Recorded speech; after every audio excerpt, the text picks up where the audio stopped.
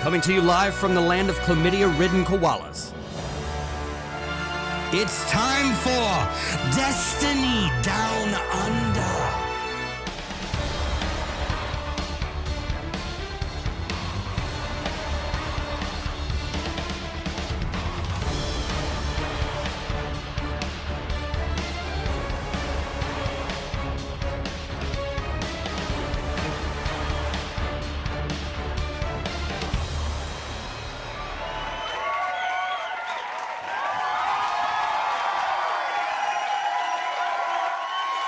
Welcome to the 234th episode of the Destiny Down Under podcast. As every week, I'm Log Power Slave. This week, joined by some fucking man in Mylan Games' house. What's going on? I'm worried. Also, we're going to get to the Jurassic Park thing in a sec, but holy fuck, if this isn't a pinnacle moment in the history of this shit show, I don't know what is. Well, me beard, me fucking beard's gone. Fucking, everyone's sad about it. The Destiny community is like has lost its way. I don't know if you remember this movie. Remember Knocked Up? Yeah. With Rogan. You remember like there are a bunch of like losers living in a house together, and they do dares, and they bet one guy to grow his beard. Yeah. And he gets like 3 weeks in, and they all just make fun of him every day. And he's like, "Oh, I wouldn't have done this if I knew you were gonna make fun of me." And they're like, "What did you think was gonna happen, you dickhead?" That's basically my stream. That's literally my stream every day. Everyone's like, "Oh, does your mum know that you're streaming? Oh my god!" It was worth it though for the clip that you got with Danny. Go away, old lady. Go away, old lady. I'll tell my mum. I spat drink watching that. It was. I've lost some years, mate. I'm surprised. You look like a little kid. I mean, not now. He's starting. I mean, you've spent fucking 3 minutes in the shower going like this, and you've grown fucking more facial hair than I get in 6 months. So. It's come back strong, mate. It's like a Super Saiyan. It comes back. It gets resurrected stronger. It's gonna come back even stronger. Just. But you know what? I think I might just grow a mo for a little bit. I did see the mo. I saw that. It was. I mean, I'm not sure how intimidating you want to be walking down the street, but it was pretty. I'll tell you gnarly. this: going from having a beard for like 9 years to not, things just like I ate ice cream yesterday. And you didn't have to worry about where it landed. Yeah, go and have a shower afterwards.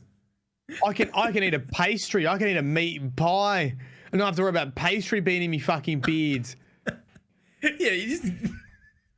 Yeah. So it's freeing, and jiu-jitsu, you know. No one can.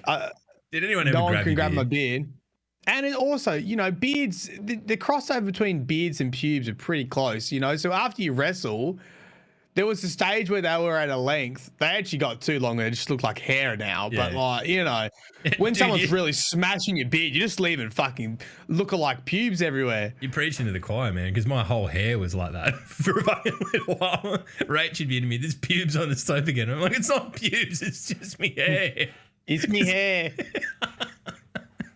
Anyway, that's fucking weird. And the air on your chin. Like when I went outside, I was like, "Oh, watch this." You know, like it keeps you warm, to be honest. Beards. That's the function of a beard, right? Surely. I mean, that's why we evolved beards. I don't know. Wherever I evolved, I obviously didn't need one. Somewhere hot. So that's fine. You're too busy being in a cave, fucking banging rocks together. A heavy metal cave. Yeah.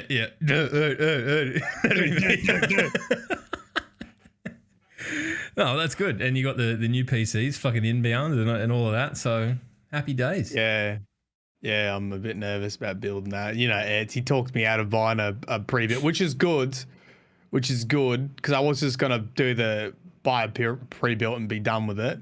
Yep. But Ed's is like, nah, you can get better components, you know, for the same price. Which it wasn't the same price. By the time you added everything up, it wasn't the same price, but... Yeah, it was a bit more, and now you've got the added cost of labor. But if there's anyone that I'll back 100% to be able to help you and talk you through it and anything like that, it's because I mean he's built more or less both of mine now. So Yeah. while I sit here like some kind of dumbass kid going, "What's that bit do? This is the such and such." I don't know anything about it. Just yeah. Oh, I think it's the price of PC components, and That's what makes it terrifying. If you look at it the wrong way, you'll kill it. Right. Yeah, or like just how much force to put onto certain things. Like, is this really give this push this Snap. down? Oh, $3,000 down the fucking drain. Fuck you. Fuck. Eat a fat shit. Yeah. But anyway, that's me week. That's my week. That's Matty's week. I haven't been up to too much. I mean, like we're still in lockdown here. I'm still in lockdown, so we're just rocking on. I played fuckloads of new What's it like over there? I've sort of been tuning out. We're coming out of lockdown. Like if you're double vaxxed, a lot of the restrictions have eased, and basically it sort of like tapers off until the 1st of December. And then it's just a free for all where I guess if you're not vaccinated, you can just go pre-book a bed at the fucking hospital or something because it's going to be everywhere. But yeah, on Monday after next, I'll go for my second jab. So it's getting it's I don't know. I mean, we can see the light at the end of the tunnel, and it's good for the kids and all that sort of stuff to be able to go and see friends and stuff over the next few weeks. But yeah, it's pretty scary. I don't know how I feel. I'm kind of on the fence. I'm just waiting for it all to fucking hit the fan. But other than that, it's yeah, I haven't done all that much. I jumped in on Wednesday to check out Festival of the Lost. New World were really kind and took the servers down, so I couldn't play that. So I had to go and play Destiny. So I went and did that for the evening. Checked it out with Nick and Keggy, and honestly, we'll jump into it in a sec. But I was quite pleasantly surprised. I thought that Festival of the Lost was a pretty played out kind of idea, and by virtue of being Australian, don't really get Halloween anyway. Right, like it's not like that. We talk about this every year, but it's not like the indoctrinated fucking holiday that it is in the States. It's kind of like there's one house that's got more young kids than everyone else in your street, and then they go around and shit everyone off by knocking on their door, and most people don't even remember that it's Halloween, so they're like scrambling around trying to find shit-house old lollies that they had in the cupboard for 6 months to give to the kids. Well, I mean, it depends, because we just tell people to fuck off, really.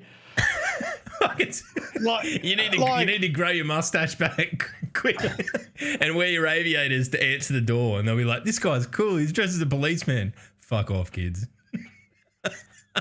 It's weird. Like, I think it depends of like which part of Australia you're in, and like my family's always been against Halloween just because they'll be like, it's not our thing. Well, we don't do it. In saying that, I've kind of come around on it a bit because it's like a non-denominational holiday. It's something that no matter who you are or what you do, you can get in on. As long as you like spooky shit. And given that I dress in black all year round. Here's the thing. It inherently involves annoying your neighbours. Yeah, true. That's a very un-Australian thing. You know, if they could change Halloween in Australia, it's not about kids, it's about adults. And you walk around the street and you get a beer off all your neighbours, and then you stand in the middle of the street and crack a tinny and fucking, how you going, mate? It's like the street Christmas parties, like kind of vibe. I feel like we could do that in October because it's not 40 fucking degrees. I feel like if you lived in like a cul-de-sac, or you had like a good relationship with your neighbours and everyone had kids and you agreed they just do like a lap of your cul-de-sac, and but there's something that I don't know here, because it's not that strong of a tradition. I would feel weird taking, well, it'd be weird because I don't have kids, but I'd feel weird taking other kids. Matt would feel weird taking lollies from someone he doesn't know as a grown man walking around with children. I'd like to think you'd feel fucking weird. I don't know, but yeah, look, I speaking from that base of like not really understanding fucking Halloween to begin with, I really enjoyed Festival of the Lost so far. I haven't. Oh yeah. Honestly, I haven't. Yeah. I mean, look, we'll just jump in and start talking about it. Why not? We don't need the fucking sting. We don't need to make it too formal. But I know that you smashed the living shit out of it in the first day or so, which is probably a good thing now that it's been nerfed to some extent. So you got in under the guard and unlocked all the books. I didn't expect 27 lore entries, that's for sure. Tales of the Forgotten in a little book. I haven't read anything at all, right? And I did that on purpose because I knew that by the time we got to recording this, you would have unlocked all of them and read all of them. So I can kind of just get the choice cards direct from Matty. And I don't have to. But before we get into the lore behind it, what do you think of the, like, when I saw that it was Lost Sectors, right? I went, oh, like what do I reckon Lost Sectors have been fantastic. I think they're such a great use of a space that a little arena space. But I mean, I thought it was just going to be like you go in and do the Lost Sector and the boss is spooky and that's it. What I wasn't banking on them. It's all dressed up. Yeah, and it's all tarted up and everything. But at the same time, like it's like a zone capture mechanic in there, and it's like a completely different encounter in the same space.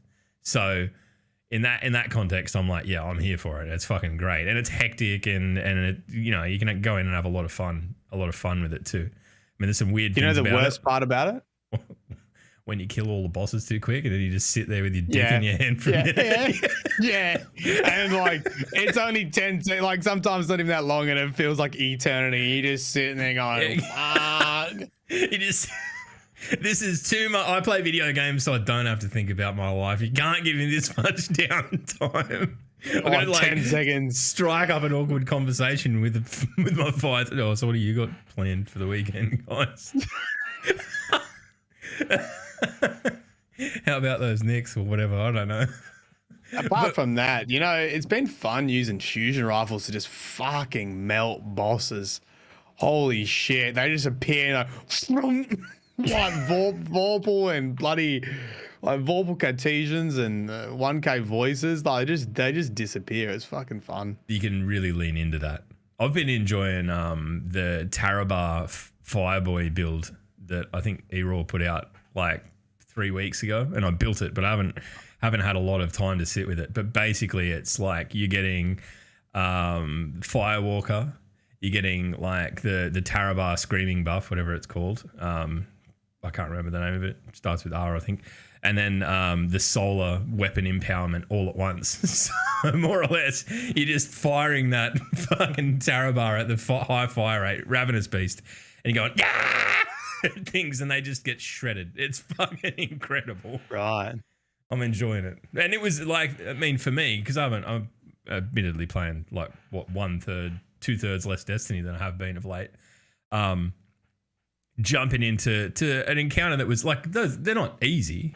Like, to say that they're not overly difficult either. But the Lost Sectors, you could jump in and you could kind of take something silly in and just have fun with it, because it's the enemy density is through the roof. You can just fucking keep things procced and go to town. And it's good fun. I've been running the Middle Tree Arc Strider, and it's actually pretty nutty now. Like it's really nice. Right. I mean, they made the you know the you slide in melee and it does the like fucking uppercut with your with your bow staff uppercut, and it has that little trail of arc that goes out. If that hits anything, you get like a buff that increases your reload speed, but every time you kill something it extends. So you can nearly keep it. You just keep it proc the whole time. 20 seconds or something like that, or no, it's only 5 seconds. But as soon as you get a kill, it just resets. So you get 5 seconds. You don't have to keep doing the melee. It's just a kill. So once you melee once, So I have a fucking what's the Danny's walking around dressing down the back. Mate, it's an Australian Sunday morning. It'd be unconstitutional not to be walking around in a dressing gown, right? Me and you are just weird. Yeah, I have SMG that's got Subsistence and Rampage on it. Oh boy!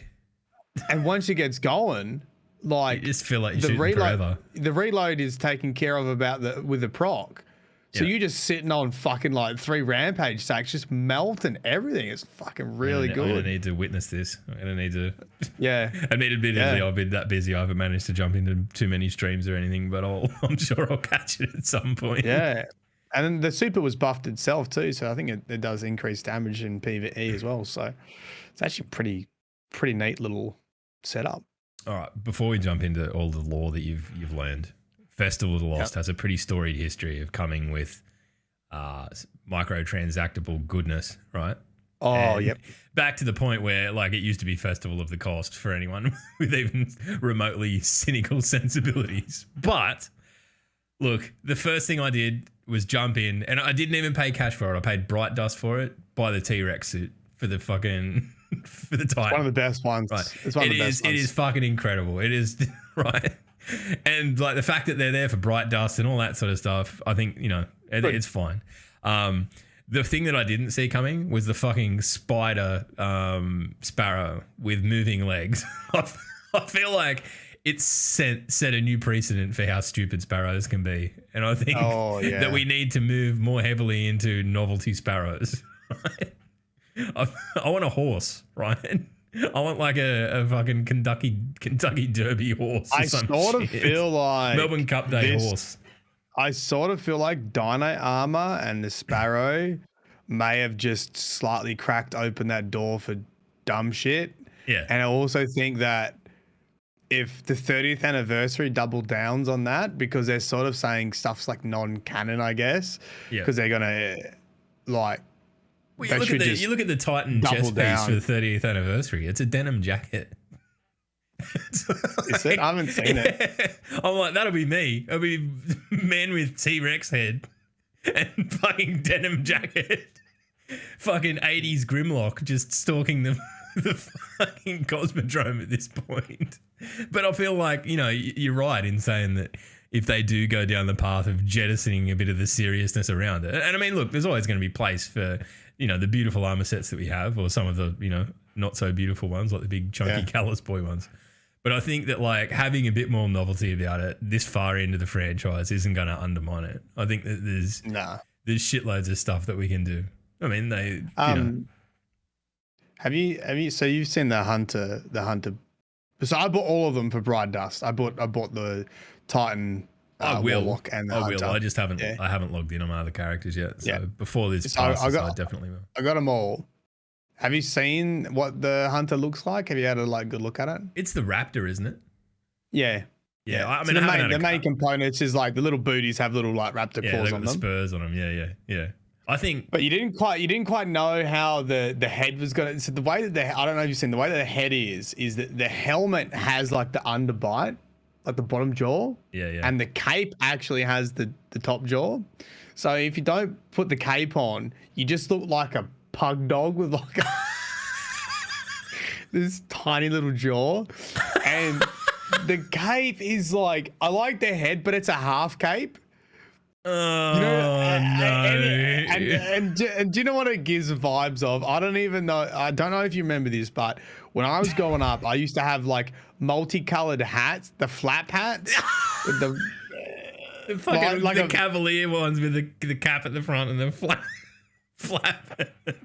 Every time I see, dude, I just keep thinking of the fucking flap cats, like same energy, because it's like Hunter's off to primary school, doesn't want to get his fucking neck burnt. Thank fuck they died out.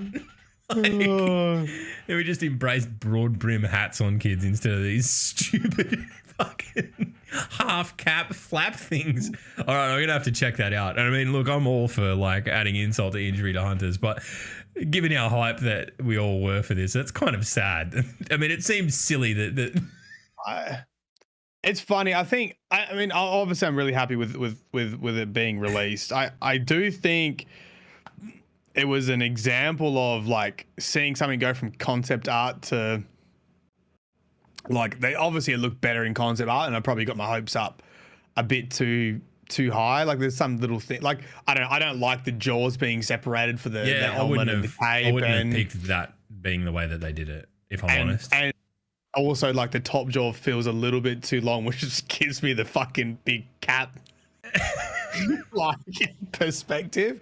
It's still great to run. I think the Titan does look the best. You get some very Transformer vibes. Yeah, Dino Transformer vibes off the Titan. Straight up Grimlock. I haven't spent any time on it, but I am gonna have to like fucking figure out the color scheme and try and make it as Grimlocky as possible.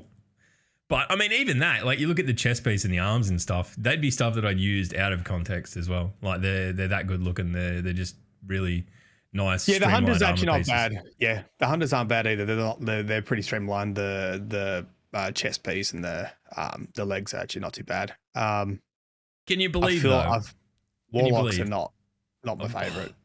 I think the Warlock helmet is incredible. The rest of it, it's kind of like, Yeah. Like it just looks the like Warlock a Warlock helmet's good. suit. You know, like it could be not dinosaur related at all, and you would never know. You'd never pick it. The thing that I find strangest about all of this, though, is that we've just been given probably the most aesthetically crazy helmets of all time, right? In terms of Destiny's history. And the one thing that we are going to do is not wear them for 3 weeks because we have to do this event by wearing masks. So I'm like, I reckon they could have nearly gone at the end of Festival of the Lost, we'll drop all of this stuff and then you can have it as like a celebration and stay in costume. But now, I'll tell you what, some of the masks this year, the fucking Pingu one, I'm not taking that off, even though my head's like fucking immense. Yeah, I haven't actually... Look, I haven't bought the mask yet. I just sort of went in and did all the grinds and unlocked all the lore entries and then got out, to be honest. We've got one last thing to cover off on before we jump into Maddie talking about lore, I think. Right. And that is the incredible job that Keggy did. Like... Oh, mate. Like... He sent me this on Friday. He's like, well, here's the new thing for the podcast. I'm not cracking the whip on him or anything. He's just like doing this of his own volition because he gives a shit. Just free reign. I never ever ask him to do anything in particular. And this is what he comes out with. The most, like, I don't know. This might just be what the podcast looks like for forever now. I don't know how in 3 weeks' time I'm going to turn this off and go back to the fucking normal one. But by far and away the most talented person on the podcast, and you can get to hear his voice on the Patreon cast if you if you want to pay for the privilege. This is why you have to pay to hear his voice, because he's such fucking talent. Keg is a sleeper, you know. Yeah. He's a Nissan Pulsar that's got fucking 3 turbos under the hood that rocks up the lights, looks like absolute, like this is not going to go quick, and then here's a little pocket rocket. Yeah, and then it's just exploded. He just puts his head down, gets the work done, and all of a sudden we got fucking all these graphics for, Yeah, he's an animal. He's always been like this though. Even back in the band days, he's like, hey man, I made you a new flyer. I'm like, what the fuck? This is heaps better than any shit anyone else churns out. This is like I got the Hector Guard on it and whatever. But cheers to Keggy for this. And it's a lot of fun. I like when we do silly things really well. That's my favorite part. Yep. All right. So the lore. What is the lore? Tell me about this. How does it all work, Matty? Because I know nothing. I've read nothing.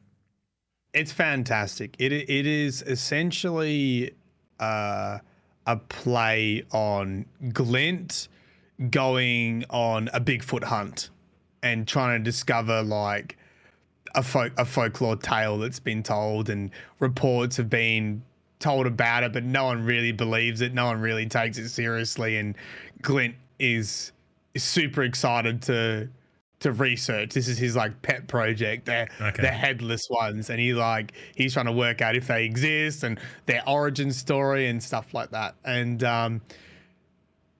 Glint leaves Crow with Keitel. So the lore tab. That's a bit of a weird choice, isn't it? Like what? Yeah. What happens if she bumps him off? He's just got to fly halfway across space to resurrect him again.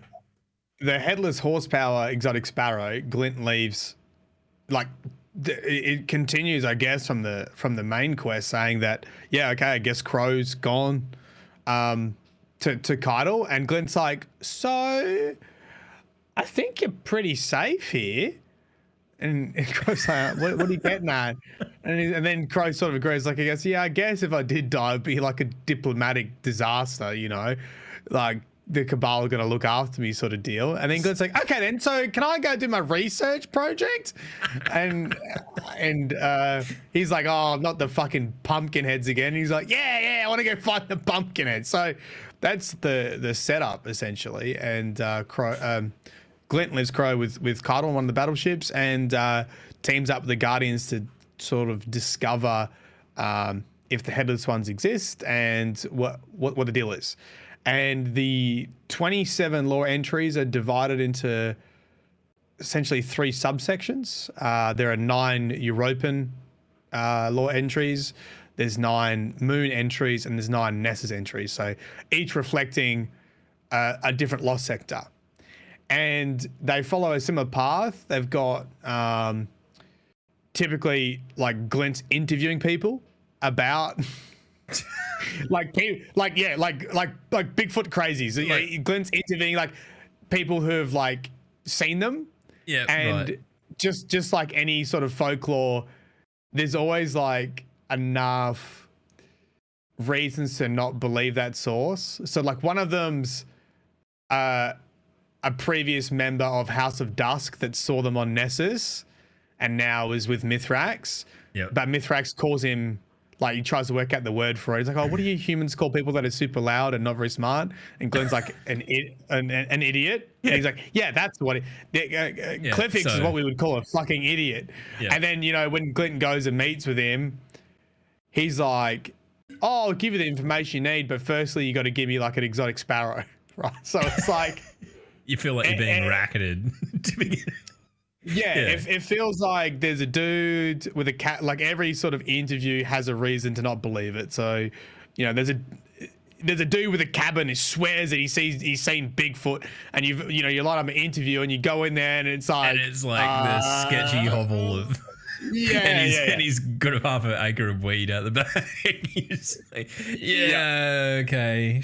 So there's a lot of that.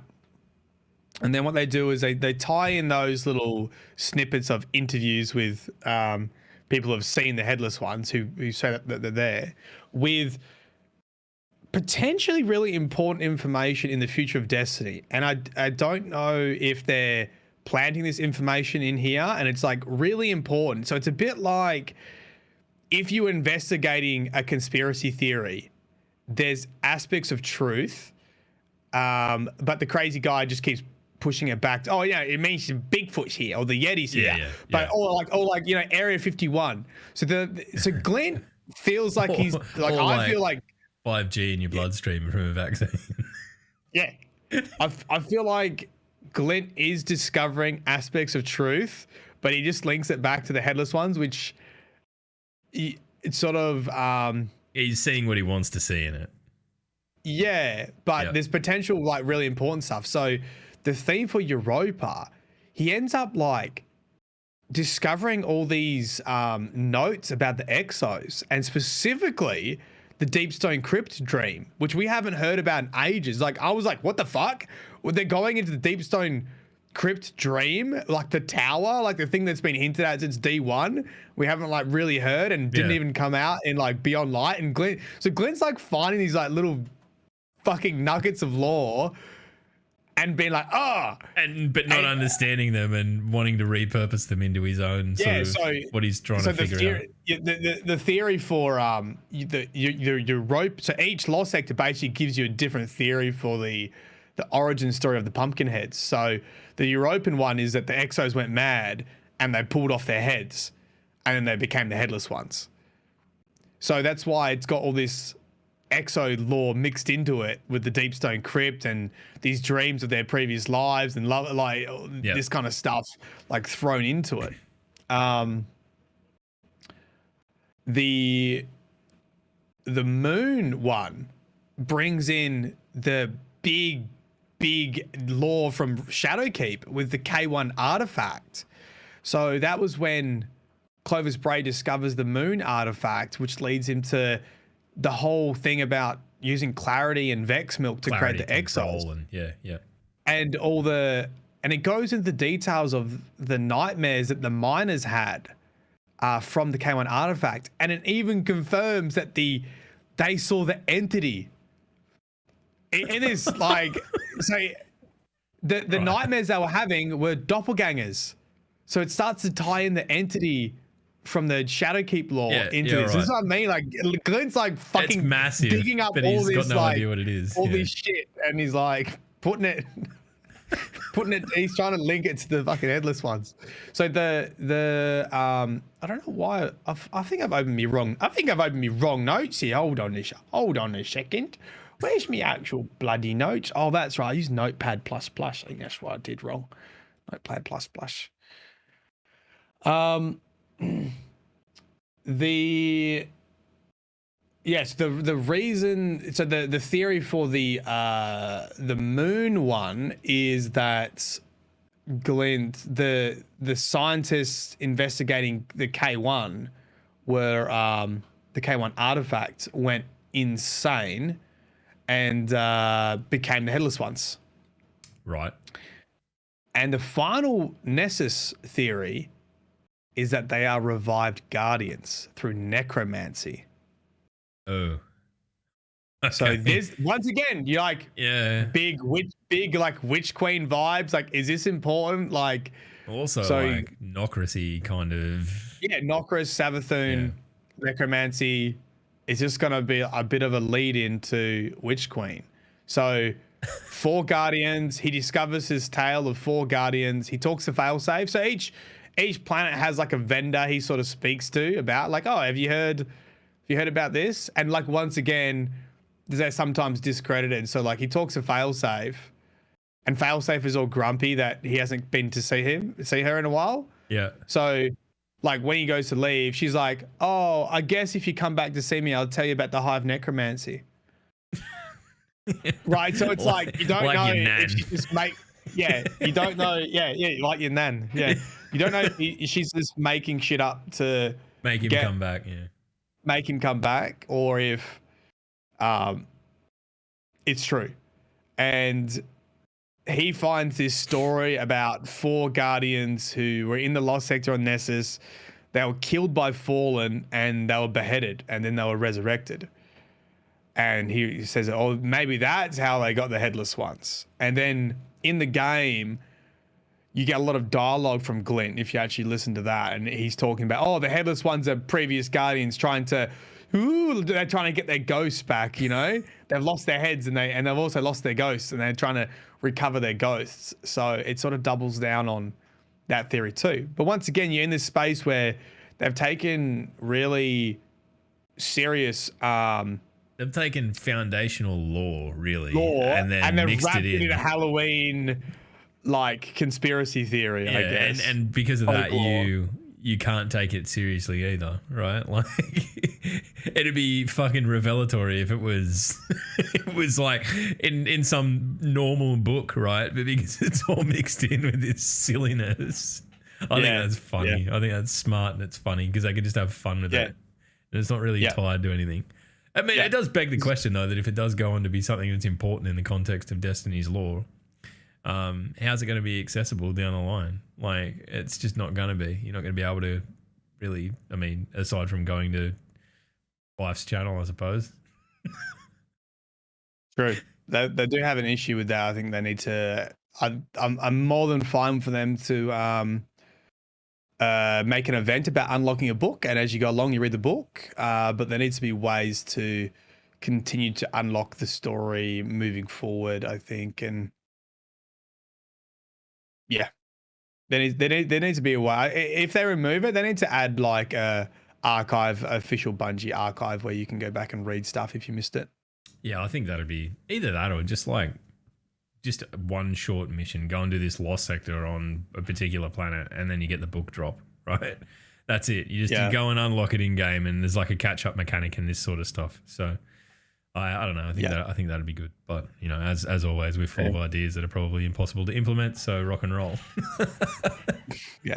It was really enjoyable. It's actually it overall, you know, I was probably a bit over it because I did 10 hours of it just to unlock all the books. Yeah. And then I've read it, and then I read everything in a big fucking lore dump, and then made a video about it. But in general, I think it is a bit of fun. There's nothing. The only thing I probably would say, there's nothing really special loot wise. Like if you were. I guess people come in and they ask like, what am I doing it for? I'm like, if you're not super into unlocking the lore entries, Well, I mean, there's the what is it? The Jurassic Green, the Lincoln Jurassic Green, Green, like and you get your Braytech werewolves and stuff. But I mean, I've been on the wrong end of some pretty nasty Jurassic Green rolls already. yeah. Like they can be reasonable, but I mean the other ones like the Braytech werewolf and whatnot. I don't think they've ever really Horror Story. Horror Story. Sorry, I don't think they've ever really been particularly strong or useful or whatever. So I think it would have been cool if there was what one decent gun in there, like above average maybe. Yeah, something that people something a little bit hype. It surprises me that like it's gone like auto rifle, pulse rifle, right? Like they're not particularly like no hand cannon. Like I feel like if there was a decent hand cannon in there, it'd be a very different story. People would be trying to get in there and farm it, but I think pulses are definitely good now. I don't know that they're ever going to be that. You know, why would you take off a no time to explain to put that on or whatever? I think that'd be your main. Anyway, yeah, probably figured too seriously about a gun named after Jurassic Park. So who fucking cares? The one thing I will say though is that the marketing, and I know that that's kind of like a pretty fucking thing to be talking about on a podcast about a video game, but the marketing for this they have absolutely nailed. All the little Jurassic Park fucking tie-ins. Light finds a way at the end of the trailer. I like actually laughed out loud when I saw that pop up and thought, you know, someone about our age has just gone to town with Jurassic Park references, and I'm loving it. Someone that was raised on it and loves it. Yeah, and I think for what this stuff is meant to be, I actually think it's pretty decent. Yeah, I mean, look, for me, it's definitely exceeded my expectations of where we'd be. It's not something you're going to do every day, and if you don't want like a god roll, whatever, but you know, it spices it up a little bit, and it's enough. The dino armor in itself, you know, if we got something like that each Festival of the Lost, just something off the wall. I do feel for the people who wanted the monster like gear. So I looked at that art again, and I'm like I reckon they lost it on the Titan, because the Titan was the Cyclops, right? And I looked at pants, the furry pants. Yeah, and I went, I don't want that. That's fucking shit. And then you look at the split and the difference when they put it out. It wasn't all that much. So I reckon that like 90, like do you want to be Grimlock or do you want to be this random Cyclops? I mean, I know that it's from whatever the old movie was. I can't remember, but like it's a fucking no-brainer. The rest of them are a 50-50. I thought the Godzilla Hunter was cool.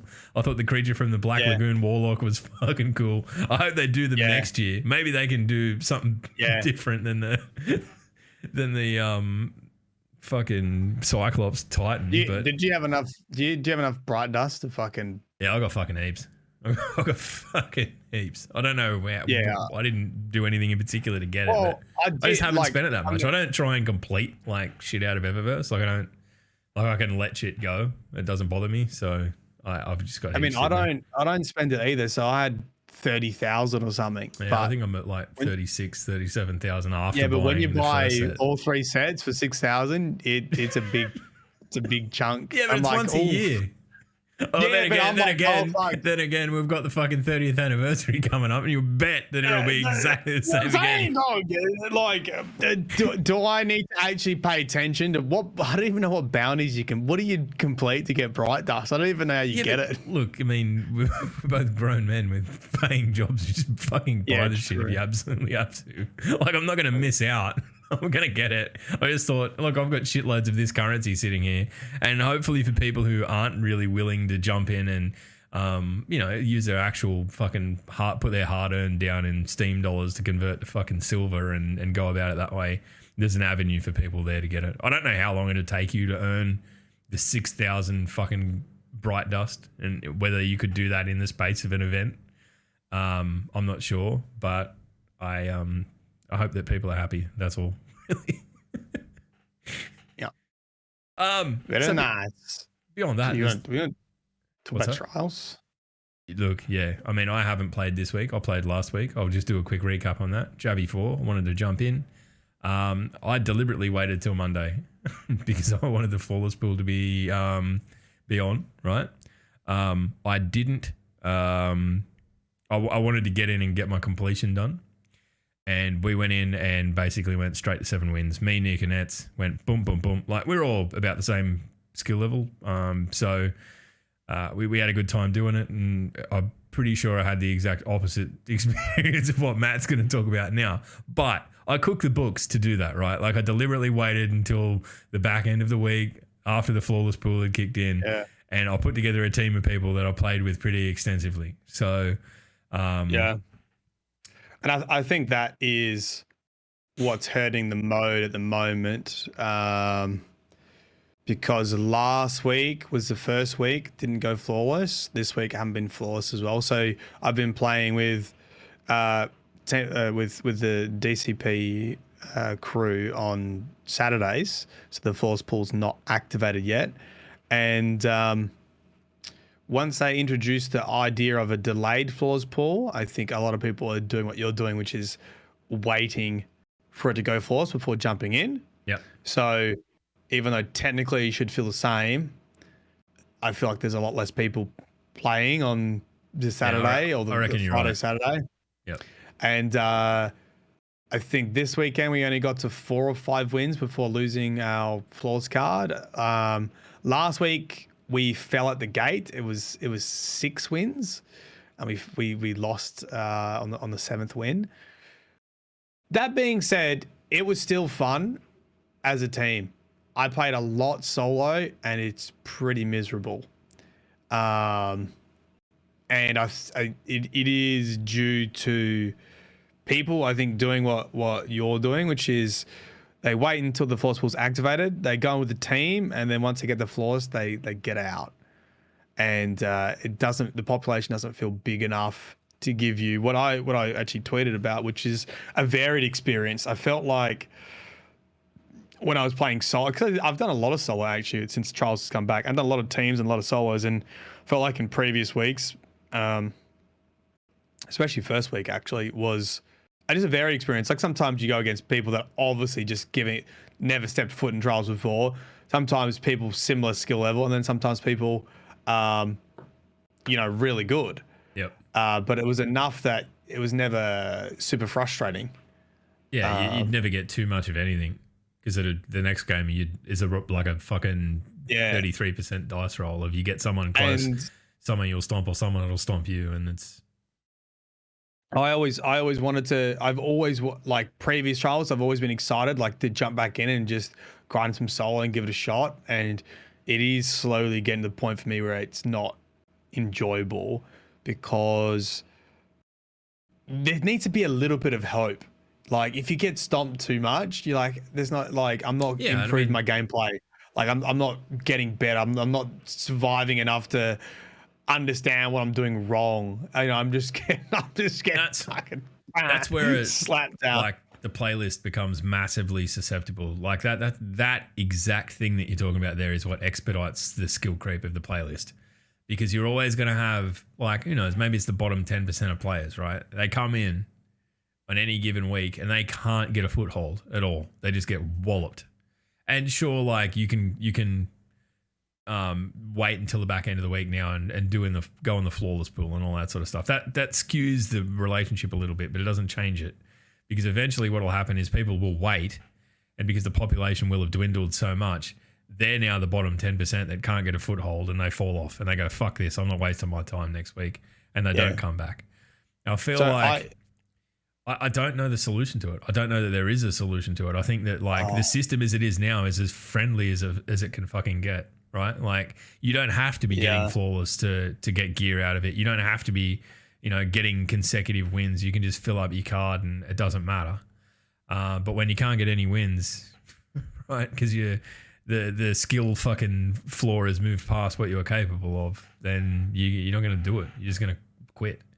I think they've slowed it down a lot compared to previous iterations of trials. Like especially when it first launched, like we were talking within a month, right? It had dwindled aggressively to the point that I was struggling to compete where I'd dance to fucking Flawless on a Warlock the first week and without really thinking about it. So, I think, honestly, I don't know the answer. I don't know how you remedy this without having enough incentive to bring people back to, like, you look at things like last season, that week that Igneous Hammer was at 3 wins.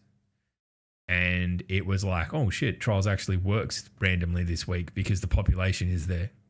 People were, some people were jumping off the fucking cliff for bounties and whatnot.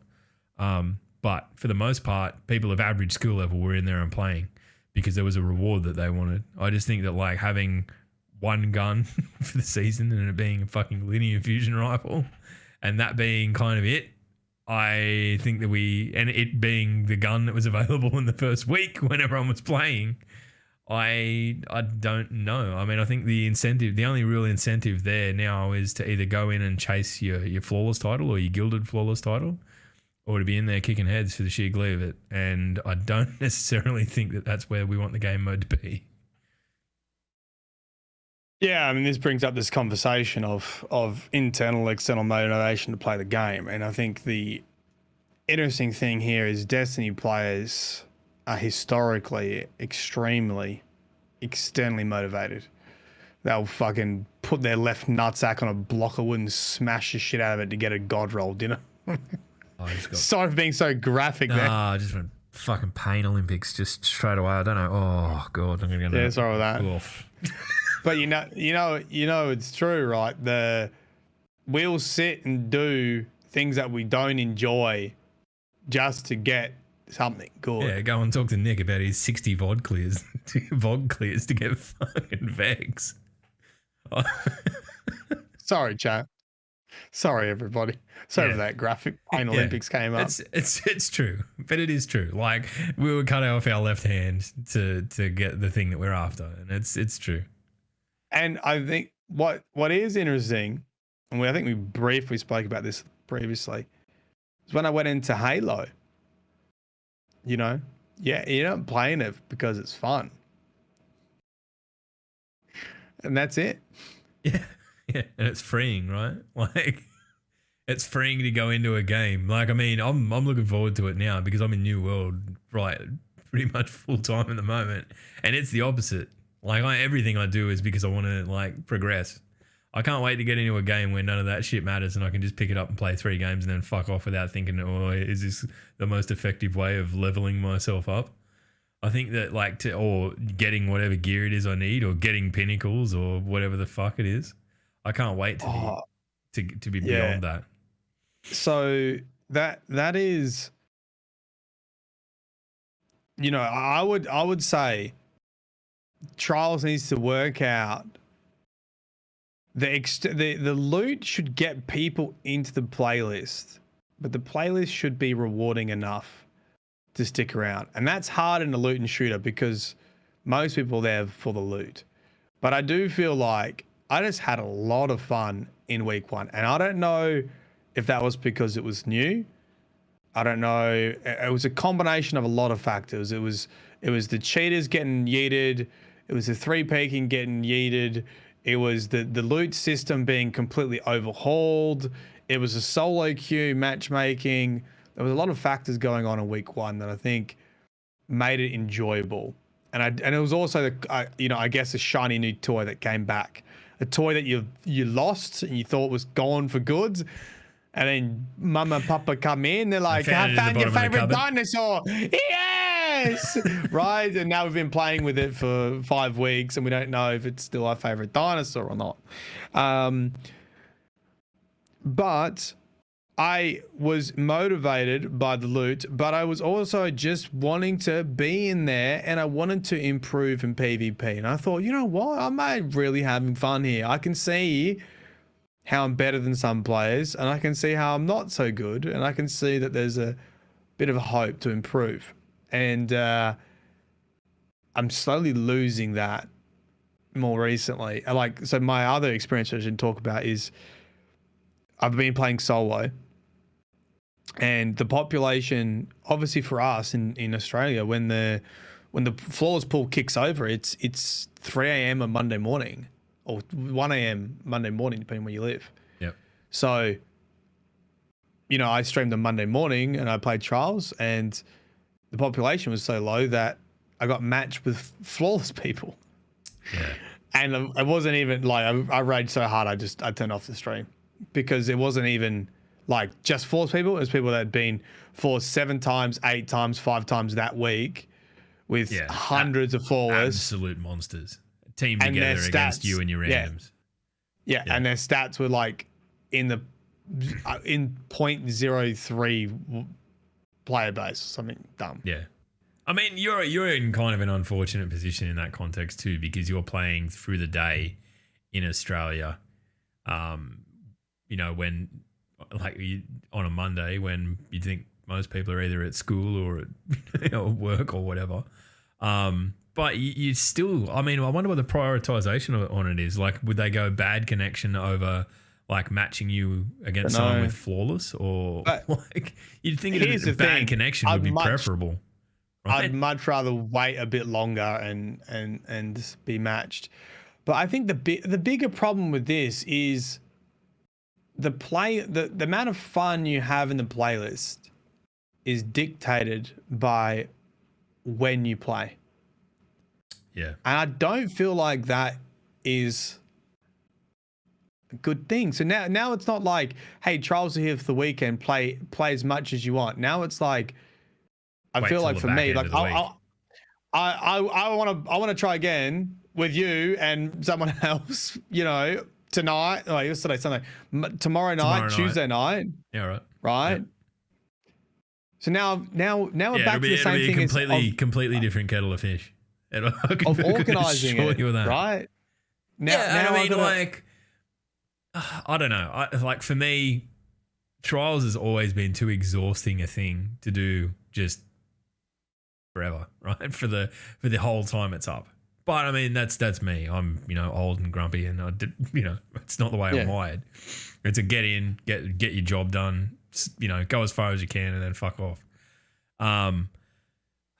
I mean, it does upset me in a way that, like, this is the impact of the flawless pool, but I don't necessarily think that the flawless pool in and of itself is as harmful to the player population as people want to make out, right? Like, there was this, the second they introduced it, people were like, this will kill the mode and all that sort of stuff.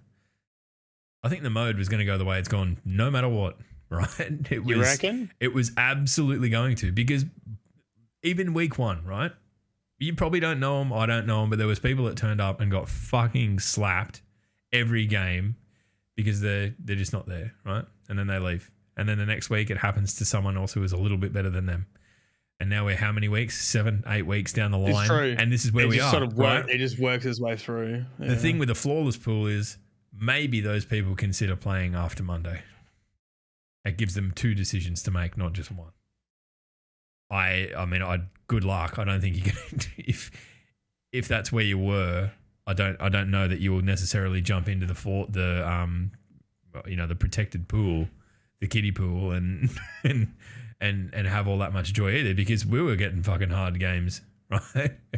I mean, I don't know whether I haven't gone back through and looked at whether or not we matched against anyone who was flawless or had previously gone flawless that week, but the second that we got out of that bracket too, it was like we were getting fucking gnarly games. So I don't know. I'm on the fence with it. I don't think it's as negative as it seems, but it also definitely has a delayed impact on like when people are going to actually try to go flawless. And I think that isn't inherently I think we've been down this path before, and it's slowly starting to feel like trials was, which is like, okay, I need to organize my team. It was so refreshing to be able to just jump in and have a mode that you actually enjoy, and be like, oh, I don't really care if I like win, because I know I'm going to get decent games, and I'll have my moments where I'll do something cool, and that's enough. And I don't know what the answer is. That my only thought, actually, I do have a couple thoughts. My first thought is, I was disappointed we didn't get trial stats in this week's 12, because I felt like this is probably the last test, and I felt like the transparency had been really good. And I also felt like Did they change anything this week? It was sort of the same as last week. Well, no, there was no objective, right? So there's the first week, no objective, delayed floor spool. Yep. So I felt like they had got people to come on a journey with them to experiment on trials. You know, we all jumped in and we things were changing rapidly, but I felt like a lot of people, despite complaints, were there to like provide feedback and to give the mode a shot. And you know, what stats do in a 12 is it lets you reflect on your experience. Like, oh yeah, I did feel like, yeah, my first 2 games were fucked. And like, yeah, actually there was a bug there. Do you know what I mean? Like, it allowed you to confirm or reject any feelings bias, internal bias, right? And I sort of just expect that to happen. I know it's gonna. They didn't want to talk about it every week, but I felt like this was the last, like just a little, a paragraph. Yeah, I felt like it was the last experiment for this week, which was. Well, I'd forgotten about this, but as Preachers just put in the chat that Freelance Labs is next week, right? If you want to see what happens when we like it'll get fucking ugly. I can guarantee you that. It will be a different beast again on both. Like, you'll queue in a freelance, you'll get the sweatiest fucking games of teams made of solos of your life, and you will get nothing but stacked teams in the other playlist. I honestly believe that. I think that it'll be fucking rough. But yeah, time will tell. And one of the other things I think which would be helpful is, I do think week 1 took Bungie by surprise, and I do think we moved from that too quickly.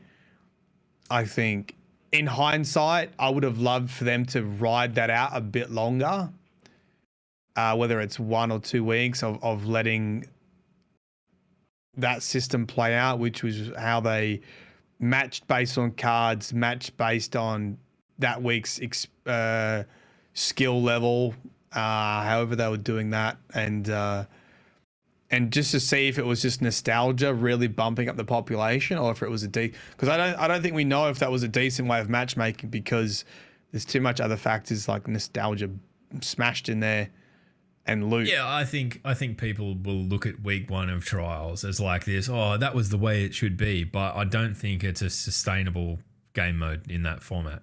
Like, definitely more viable than what trials was before they did the revamp. Don't get me wrong, but no matter what, this was going to happen, right?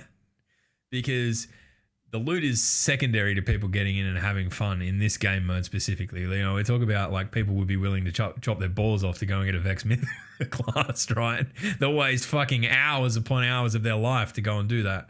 But in trials, if you don't feel like you're at least competing, you're out the door pretty quick and you won't come back. And it's an oppressive thing. So yeah, I think this is the natural sort of decline of it. And it takes something really fucking significant, like a gun that everyone wants or a complete mode revamp, to bring it back from that. And I don't know where it goes from here. I genuinely don't. I don't know how they change it. Or maybe they go down the route of fucking skill-based matchmaking in it or something like that. I know that people will fucking freak at the fact that I just said the dirty word in the context of trials. All the sweats out there are crying and going, no, I don't want to have to play hard games. But I mean, like, I'm down with them to use this as a fucking experiment, because I don't think it's viable long term anyway. And I haven't for a long time. I've probably sat on that belief for a while, but I really don't.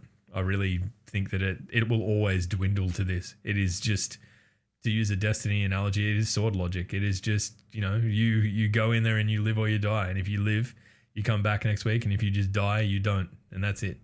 And you end up with the people who inhabit the playlist. I mean, look, that sounds really negative. And I think that they've done a lot of great work on it.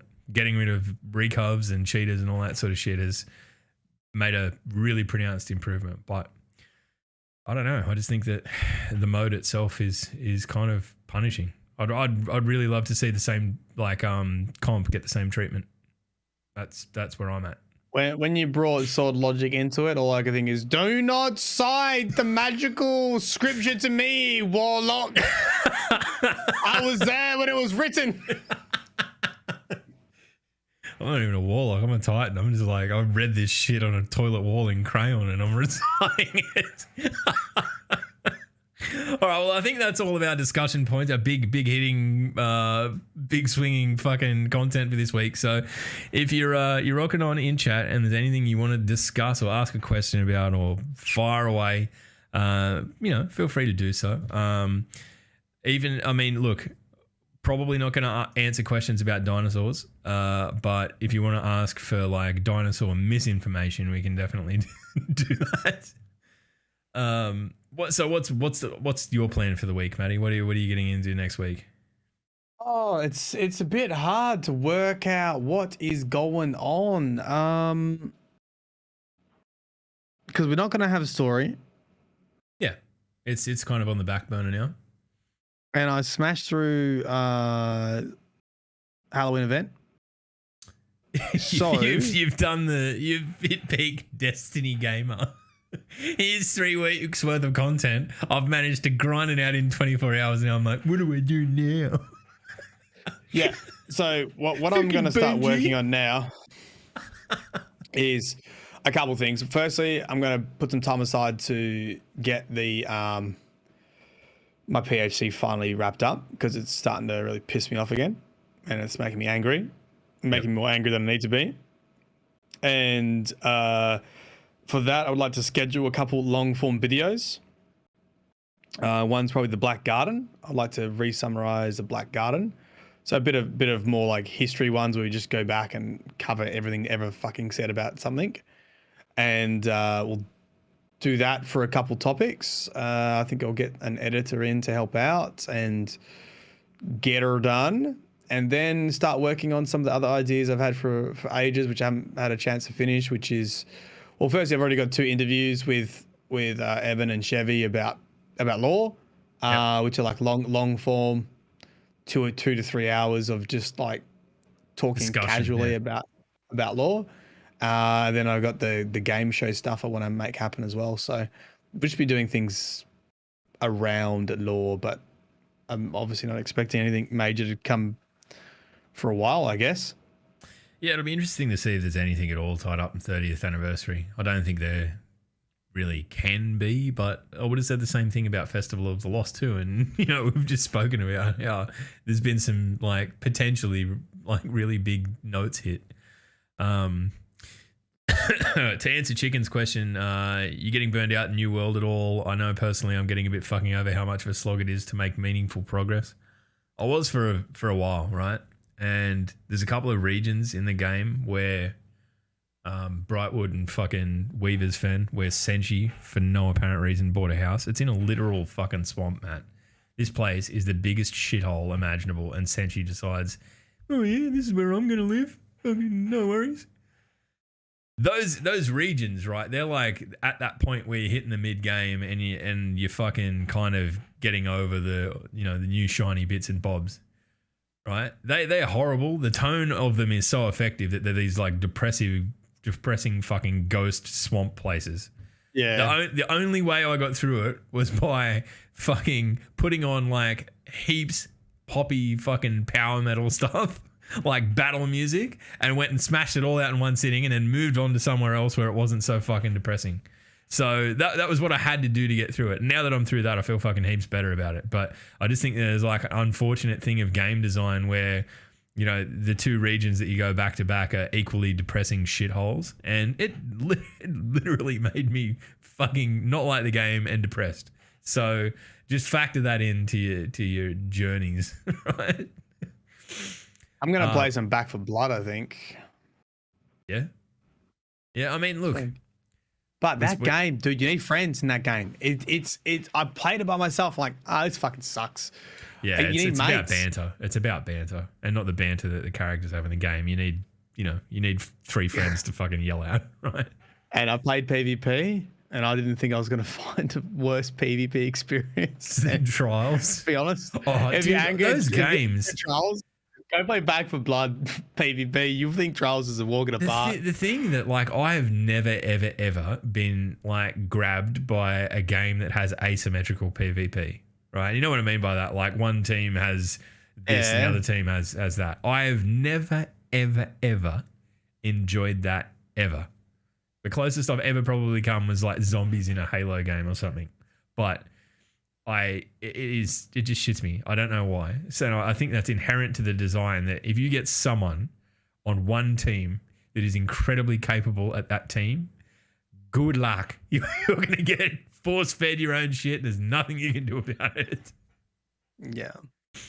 Panic Flank. Felicia's carrying on in chat. Yeah. Let's play some Back for Blood, mate. That's what I'm saying. Is I tried to play a little bit by myself, and he got sad. And I got sad. Yeah. He got big sad. Jumping into Panic Flank's question from earlier on, referring back to collecting and reading the new lore book after the event is over. At the release of Beyond Light, multiple books that were still in the game were given to everyone to read without giving the points credit for. Oh, right. So it doesn't count towards your grimoire, but you can still jump in there and have a squiz. Oh, that's good. Read it. All right. Now, that's just us being misinformed. Fucking fancy that. Yeah, that's also me. Like never actually unlocking it in game, and I just read it off Ishtar Collective, and this time I actually had to play the game and unlock it. Death is talking about skill-based matchmaking. I agree, but it's a thing for another time. Austin, do you think that Big Mummy Keitel will try to make Crow bow to her? Making Crow do something stupid to like in subservience? I don't necessarily think so. I think Crow, without really realizing it, has become kind of a political prisoner. Like, yeah, he's got no ghost. So he's a hostage. Like, and I don't think he realizes it yet. I don't necessarily think Keitel has bad intentions, but it's like, you know, when back in the Middle Ages when they'd give. Between kingdoms, they'd give each other like a princess or whatever. They'd trade them in for marriage. It feels like one of those horrible forced kind of relationships. Like, you go and stay there, so if shit hits the fan, they've got fucking leverage. It's like, it does feel like that. Yeah. It's like, I'm not saying I don't trust you, but I need give a me hostage. A princess. I need a hostage that you care about. Yeah. So you won't attack me. Yeah. So you won't just blow me up. Incurable with just a bit of a commentary, right? And I think that you will find that this, like, I agree, but I think most people will disagree. He hopes Galley isn't god tier. I've had enough of that fucking gun already. Do you reckon we're going to get back to must have Gallahorn on LFG? Do you think I mean, I'm just going to shitpost that anyway. I think that's probably the best thing to do.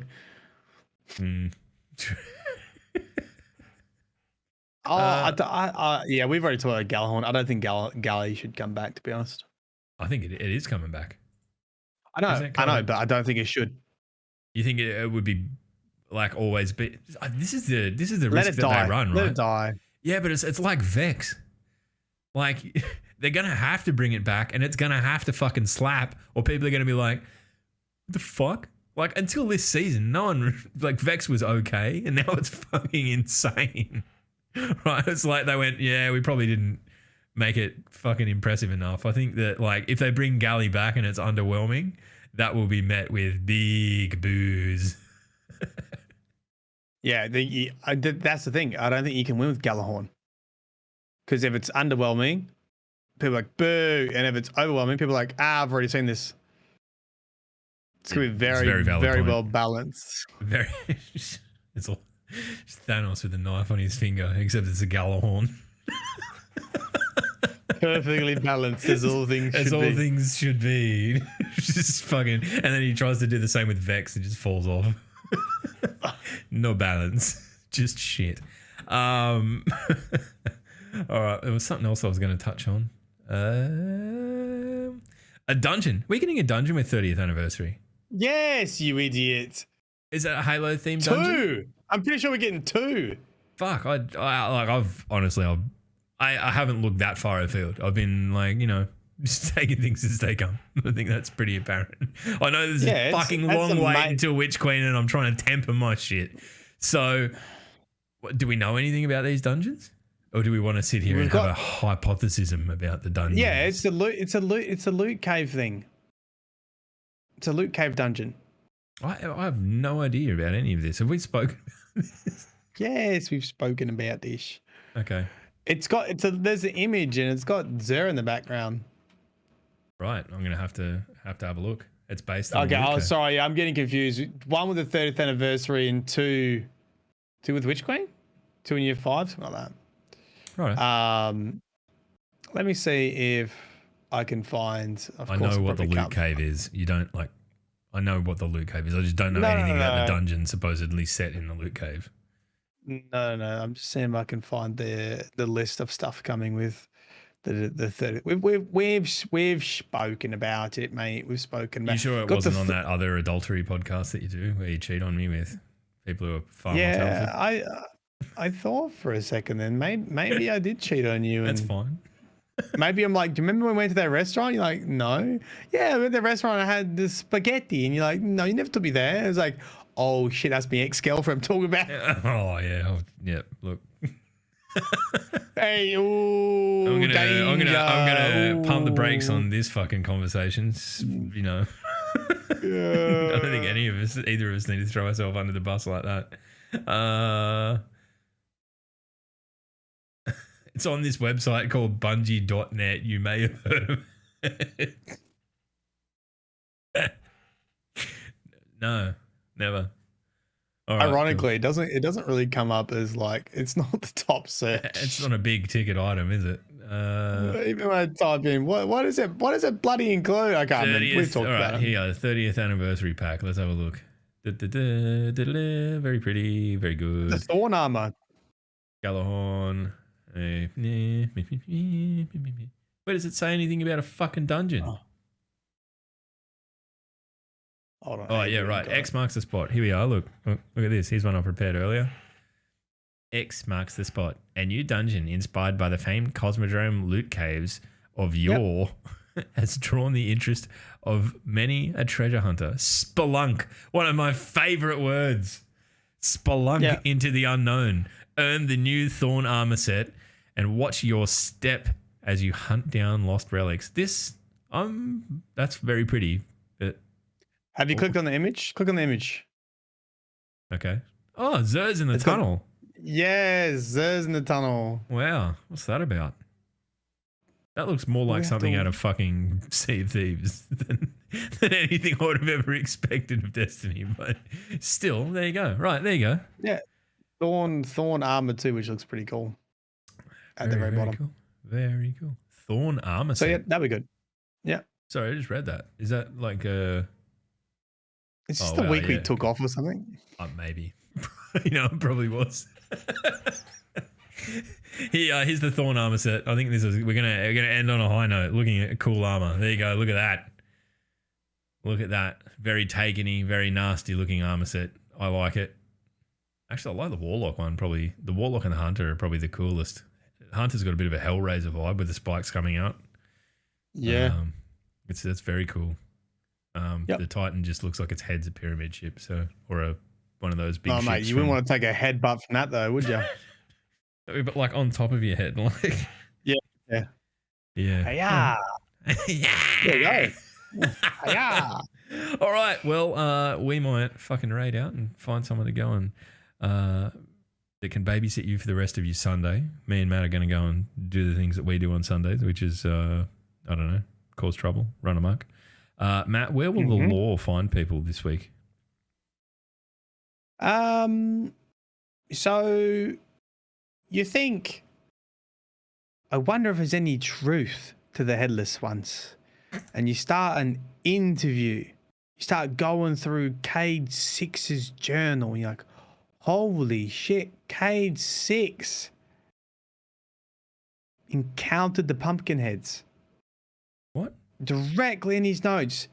Today, dear diary, today I killed the Pumpkinhead, and it exploded with candy.